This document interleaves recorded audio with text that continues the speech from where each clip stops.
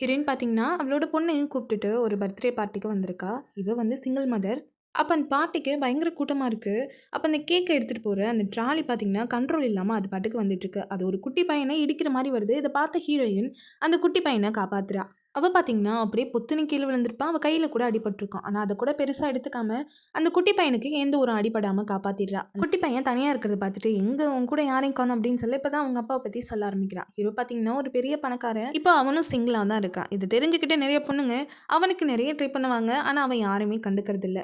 இன்னைக்கு தான் பார்த்தீங்கன்னா, அந்த குட்டி பையனோட பர்த்டே. இவனுக்கு அவனோட அம்மா யாருன்னு தெரிஞ்சுக்கணும் அப்படின்னு சொல்லி ரொம்ப ஆசை. அதனால அவங்க அப்பா கிட்ட கேட்டுட்டே இருப்பான். அவனும் சொல்லுவான், "உன்னோட பர்த்டேக்கு கண்டிப்பா உன்னோட அம்மா வருவா" அப்படின்னு. இப்ப ஹீரோயின பார்த்துட்டு என்ன நெனச்சுக்கிறான், இவ தான் அவனோட அம்மான்னு நெனச்சுக்கிட்டு, அவன் மேல ஒரே பாசத்த காட்டுறான். ஹீரோயினுக்கு இதெல்லாம் கேட்கவும், எப்படி ரியாக்ட் பண்றதுன்னே தெரியாம ஒரு மாரி கன்ஃப்யூஸ் ஆயிட்டு இருக்கா. அப்பதான் அந்த இடத்துக்கு ஹீரோ வரான். அதுக்கப்புறம் அவன்ட்ட விட்டுட்டு அவ பாட்டுக்கு அவ வேலைய பார்க்க ஆரம்பிச்சுட்டா. அடுத்து ஒரு நாள் 2 பேருமே மீட் பண்ணியிருப்பாங்க. 2 பேரும் ஒரு ஸ்டோர்ல இருப்பாங்க. இப்ப இந்த குட்டி பையன்கிட்ட இருந்து ஒரு பென்டன் வந்து மிஸ் ஆயிருக்கும்.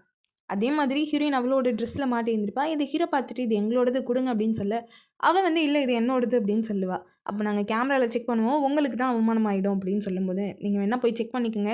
என் டயத்த வேஸ்ட் பண்ணாதீங்க" அப்படின்னு சொல்லிட்டு அவ பாட்டுக்கு அங்கருந்து கிளம்ப போவா. அவள விடாம அவ கைய பிடிப்பா. அப்பதான் அந்த குட்டி பையன் கீழ கிடந்து அதே மாதிரியான ஒரு பென்டன்ட்ட எடுப்பான். இதுதான் அவனோடது. தேவையில்லாம ஹீரோ பார்த்தீங்கன்னா, ஹீரோயின் கிட்ட வம்பிழுத்திருப்பான். இப்ப அவனோட பென்டன் வந்து கிடைச்சிருச்சு. இத பார்த்துட்டு அவன பார்த்து முறைச்சுட்டு அங்கருந்து போயிடுறா.